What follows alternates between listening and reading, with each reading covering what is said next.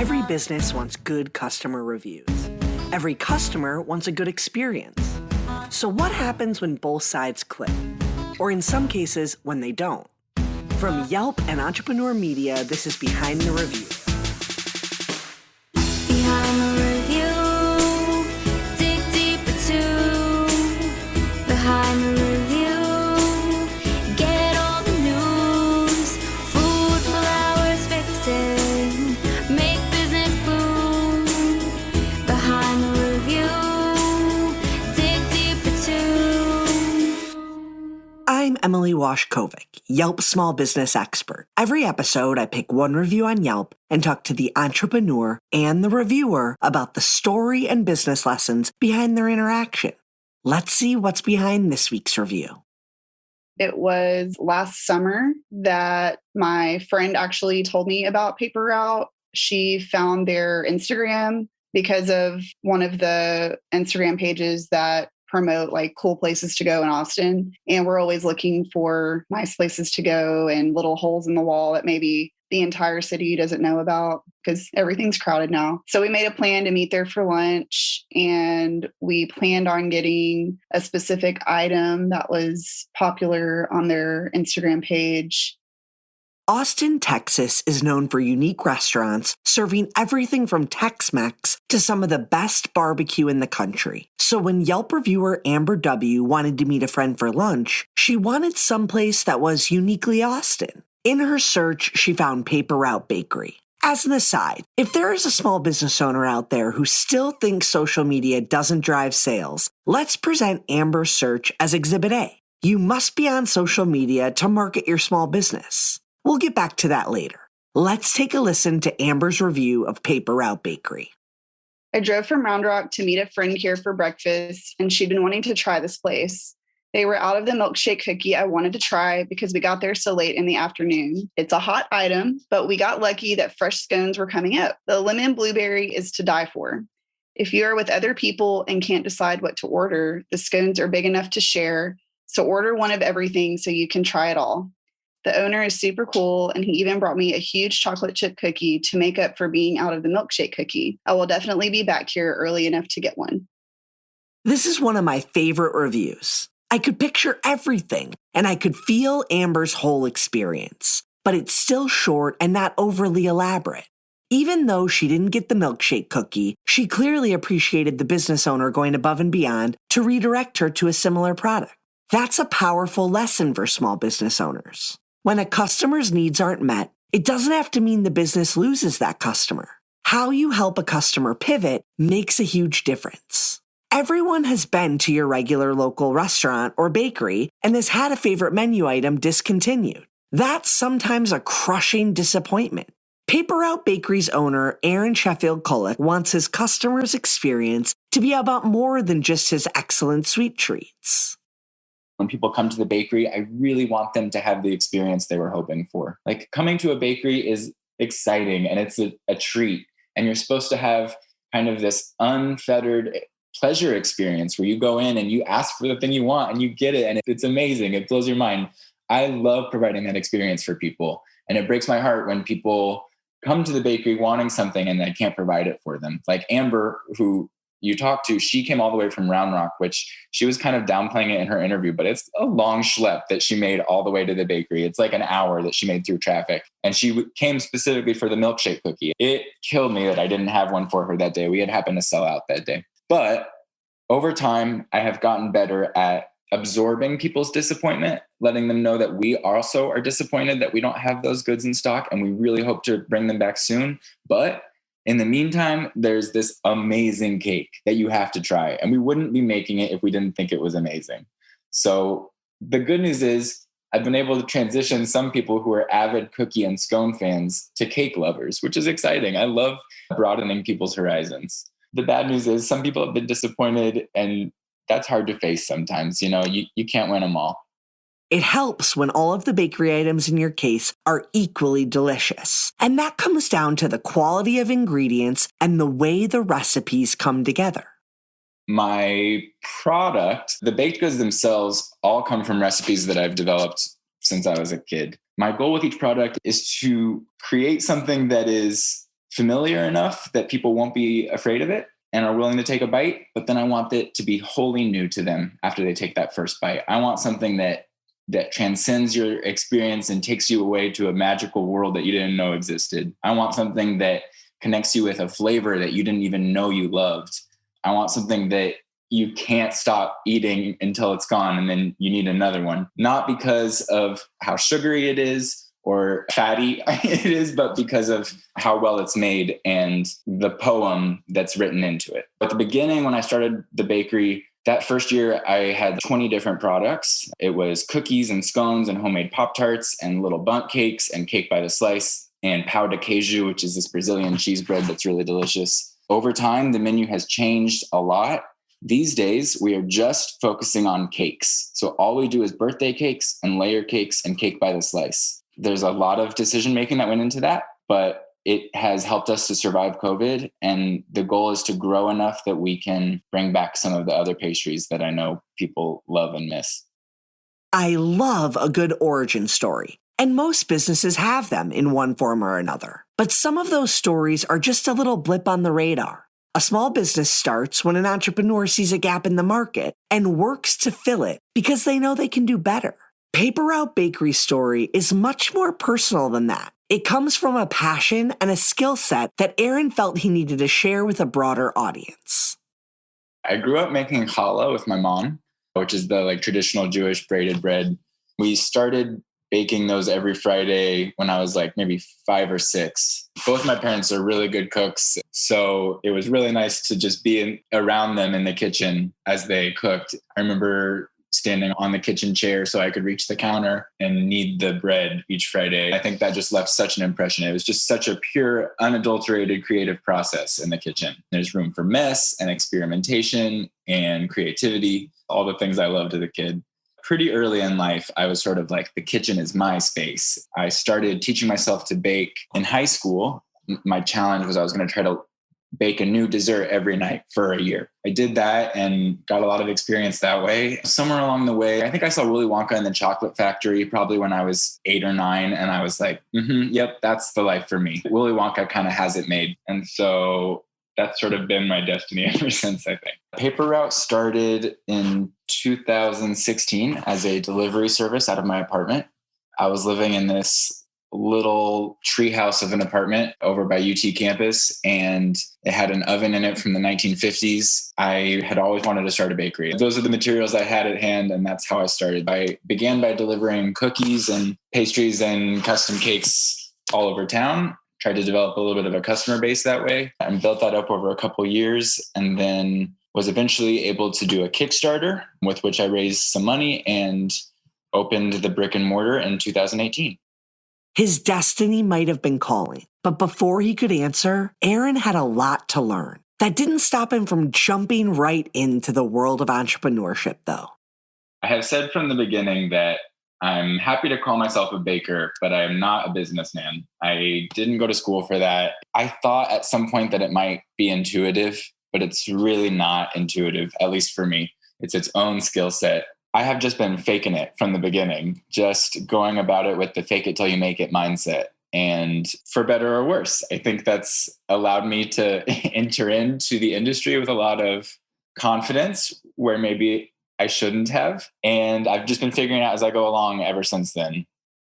Aaron discovered pretty quickly that owning and running a small business isn't for the faint of heart. Most of the time, no one wants to talk about just how hard it can be. I'm really honored that Aaron opened up about the difficulties of running a business, because while we primarily covered the success stories, it's just as important, if not more maybe, to talk about the challenges of running a business.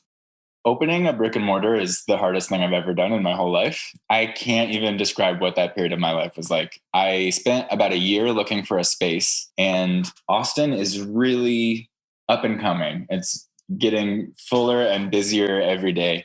And what that means is there's not a lot of available space for people opening a business of any kind, but specifically a food business. There are very few second generation restaurant spaces in Austin, which means a building that was once used as by a restaurant and then they left, and there's still the infrastructure there to build another restaurant. So with very few of those left, I was looking for a space that I could turn into a restaurant, which was naive of me, but I didn't realize it at the age of 25. I found a space that's connected to a restaurant in Austin called Cenote, and it's a really awesome local restaurant that has a lot of bustle and good vibes. And so I found this little kind of like annex connected to their building, and it had a handwritten sign on the front that said, "Closed for business, inquire inside if interested in the space." Something really basic and simple. And I was there at Cenote eating lunch with my friends, and I was like, okay, this looks like it could work. I'm going to ask them about it. It had formerly been a juice bar, which is kind of like an in-between. It's like almost a food space. And so I decided to rent it. I started renting in January, and I thought, this is great. I'll be able to open by the end of February. I did not realize how much work needed to be done to bring it up to code as a food space. It ended up taking about 9 months to bring it up to code. The building needed new electrical. It needed a new air conditioning. I had to put in a vent hood and a grease trap, and of course, ovens and refrigerators. I mean, all the basic appliances I knew. I did not expect the degree to which I was going to have to kind of rehaul the building itself. So by the time I opened in September of 2018, to be honest, I was already in crisis mode because I had already spent all of my Kickstarter money. I had been paying rent on the space starting early that year because I had expected to be able to open. So I had used up all my money and then some. By the time I finally passed my health inspection in September, which was like the biggest relief, I was in the weeds and needed to start making money immediately. Even from the first second I got going, it's been high stakes. We could call it an adventure, but crisis is more appropriate. And though the bakery was popular and products sold out, it wasn't necessarily profitable. Adding insult to injury, the whole country experienced a pandemic, which shut down more than a few small businesses, including Paper Route Bakery. Aaron closed the bakery at the end of 2020 and reopened in March of 2021, but it wasn't smooth sailing. I reopened and went in strong. I hired a bunch of staff members. We were producing all of the Paper Route pastries that people know and love, our cookies, our scones, and our Pop-Tarts, plus cakes. And we opened up officially at the end of April, and things were going okay. We were selling pastries like we normally do. I had 7 employees, which we had never had that many before, and things were chugging along. I was working probably 85 hours a week. At that point, I wasn't able to pay myself for any of that labor, which unfortunately has been the case for most of the time that I've had the bakery. It has been a real struggle. So those were all kind of par for the course, and I knew what I was getting into. But I realized in the middle of the summer that the bakery was losing money, and I was going to have to either close. Essentially, the bakery was going to have to close. This was in August that I realized that even though we were selling baked goods regularly and frequently selling out, not only were we not making a profit, we weren't breaking even, we were losing money. I had only been able to reopen the bakery in 2021 because of the loans that the government issued as part of the disaster relief. As those SBA loans started to run out, I started to panic and realized I had to make some big moves quickly. And the main thing that I thought that we had to do was focus our menu. We were producing so many different types of goods within the week that we couldn't grow our production in any direction. Because when you're making cookies and scones and Pop-Tarts and cakes, if you want more cookies, that means less cakes or less Pop-Tarts. It's a constant balancing act. And we weren't getting it right. And I wasn't going to be able to hire somebody to cover the slack. So we decided to cut the menu down and just do cakes. And it was a big decision. I knew people were going to be really disappointed because we're kind of known for our scones and cookies, honestly, even more than our cakes. But the good news is this bakery, it's been around for a few years and I've cut things off the menu before. So I've had a little bit of practice with handling public disappointment. It's not something I'm naturally good at. I really like to make people happy. But how do you make people happy when you discontinue one of their favorite menu items? By turning on the customer service and redirecting them to something equally as delicious, which is exactly how Aaron handled Amber's disappointment at missing out on her dream cookie. When we got there, they were out of the milkshake cookies, and he had a chalkboard that had what was available and what was out. You could tell he was really disappointed for us that they were gone because we told him that we had driven from up north to just get that cookie. But you could just tell he was so happy to be there and so happy that people were coming all that way, quote, because it's not that far, but like people were going out of their way to come there. I did chat with him a little bit. I immediately went to his Instagram pretty much after that and made sure I followed him on Instagram to keep up with what's going on. And all of his stories, he doesn't post that many actual posts, but all his stories are great and shows how much he cares about the importance of being unique from all the other bakeries in Austin where you can go get a cookie. Like, you have to convince people somehow. And the way he does it is a great way to do it, showing how he makes it, how it's homemade. I don't know his story on like where he learned to do all of this. I'm going to listen to the podcast and hopefully figure that out. But the flavor profiles he comes up with can only be one of someone who is not just trying to crank out a bunch of stuff to make money. Like, he really cares about what people are putting in their mouths for their desserts. Once again, Aaron has shown his ability to pivot his business strategy, even for a short time, and simultaneously create more buzz through social media. When there's something you can't have, you want it more. And by bringing his cookies back for one day only, Aaron created an event that resonated with customers. One thing I want to reiterate is how much I really appreciate when my customers are willing to pivot with me to a new product. So folks like Amber, who came to the bakery specifically for something, and then Amber didn't even get that cookie. It blows my mind. But Amber came to the bakery specifically for a cookie, but was so moved by the cookie that she had and the experience that she had that she was willing to stick with me when I switched to cakes. She said in that interview that she's going to try a paper route cake for her birthday this year. And that means the world, because what that means to me is that it wasn't a one-time success that we had. It's not this one product that's good. It's something about the business that people like. So honestly, that's the reason we stay in business. When I am able to hear something like that from a customer, it shows me that the bakery is having the effect on the community that I want it to have. I'm really grateful when people are willing to follow Paper Route in whatever direction it ends up going. In 2021, Paper Route Bakery was named the best cookie in Texas by Yelp, a distinction that Aaron is proud to hold, except for one small hiccup. We were named best cookie in Texas by Yelp in November, which was so exciting. Unfortunately, at that moment, we had already made the decision to stop selling cookies. So it was also a little bit heartbreaking that we didn't have that product to offer people. But as a result, we decided to do a one-day cookie pop-up for the holidays. So on December 23rd, we offered all of our traditional cookie recipes, plus a few other ones from the vault that I really like. We posted those online and made orders available ahead of time. I ended up way overselling. We sold 1,100 cookies that day, which was amazing and also traumatically stressful. I mean, so stressful. Long story short, we are going to do another cookie pop-up in the future. And the goal consistently is to grow the business to the point where we can bring cookies back full-time. Amber mentioned Paper Route Bakery's Instagram page and the stories posted there.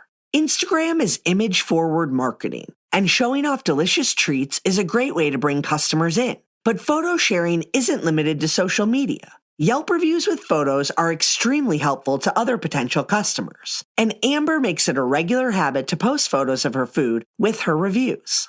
On the flip side, as a business owner, adding photos to your business page can convert more users into customers. People love seeing what to visually expect before they spend money with your business.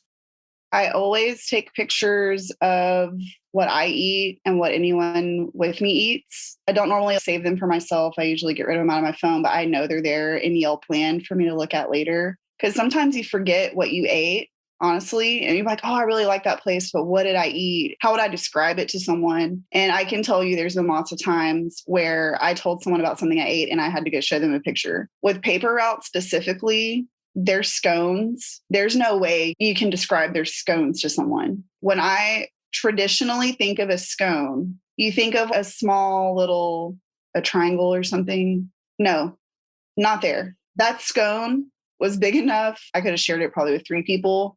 I brought it home and let my husband try it. And he loved it. And it came out super warm and gooey and delicious. And then the cookie, I will miss so much. That cookie tasted even better because it was free, right? It was just so thick. I can't describe it, but the picture can, right? I can't do it justice. You have to look at the picture and then you have to be like, I'm going to go eat that. Reviews are generally so personal to small business owners, and Aaron is no different. As a bakery owner, they're sometimes his only real feedback. People tend to take bakery items home and don't eat them in store, so they're crucial to his business's success. I take reviews really seriously. They are my primary source of feedback about the job that I'm doing. As I said before, I am not a business person. I'm not a pastry chef. I'm a baker. I didn't go to school for culinary and I didn't go to school for business. So I am in over my head and frequently feel like I don't know what I'm doing. And so my only measure of success is the feedback I get from individuals. And that's honestly the most important to me anyway. If I'm reading reviews and I can see that people like the baked goods I'm producing, that is how I know that I'm doing a good job. I remember one of my friends helped me open a Yelp page for the bakery a couple months after I had opened the brick and mortar. And it was something that I didn't have mental space for at the time. I was working so hard, there was just no room to do something like that. And so I'm really grateful to my friends for making that happen. Honestly, I look to those reviews as a source of professional reassurance, but also personal reassurance. They mean so much to me.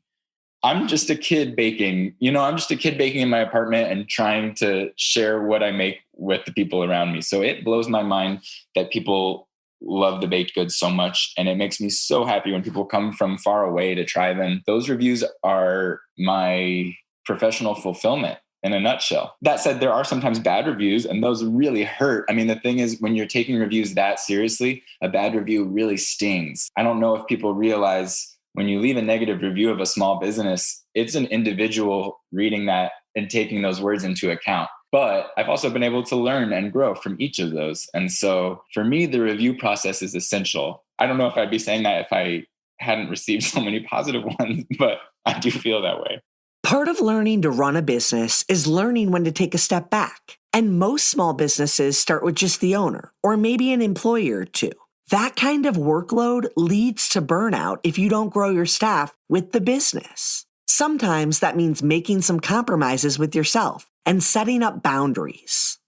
The brick and mortar has been open for 4 years. For most of that time, it was just me. The paper route bakery was just me. So I was doing the baking as well as the customer service, which means that every single person who got a baked good from me talked to me and also ate something that I made. It was really natural and easy to develop that kind of personal relationship. I also like people. I like hearing about them and finding out what brought them to the bakery in the first place. So I like talking with people and developing little relationships. I think the hard part for me has been in finding space to make boundaries, because I think most entrepreneurs know that when you open a business, it's your whole life. So it was 80, 90 hours a week from the beginning, and really no distinction between my professional life and my personal life. So over the past few years, I've been really working to push those two things apart so that I have room to have my own personal life and maintain a successful business. I still want the business to have me in it. I still want you to be able to see my passion and creativity in it, but I also want it to function without me. So this year I have employees, which is so exciting. I have people helping me bake and I have people helping me sell baked goods at the window, which means that it's not guaranteed that I'm going to get to interact with every customer, which brings on a whole new set of challenges. How can I instill my identity and personality so much into the bakery that they still are conveyed even when I'm not there? I think it all comes back to that Keep Austin Weird vibe, which I've tried so hard to instill throughout the business. I'm thankful Aaron shared as many lows as he did highs. I don't feel we talk about them enough, but all is not lost. Aaron has some final thoughts for other small business owners. It's so hard to be a business owner. You're in it all alone. And even if you hear from other people, oh, I worked this hard, you really have no way of knowing if you're doing the right thing. So if there's anything I can do to let people know to lower the pressure on themselves and treat themselves with a little bit more compassion, that's a message that everyone needs to hear. And that concludes our episode. Be sure to subscribe so you get new episodes every Thursday. I hope you enjoyed it and were able to take a thing or two away to implement in your own life. Whether it's a new idea that you can bring back to your business or a fresh perspective on how to be a positive influence as a consumer, we share these stories to inspire and create more meaningful connections in your local community. For more information about today's business or to connect with me, check out the show notes. Behind the review, dig deeper too. Behind the review, get all the news. Food, flowers, fixing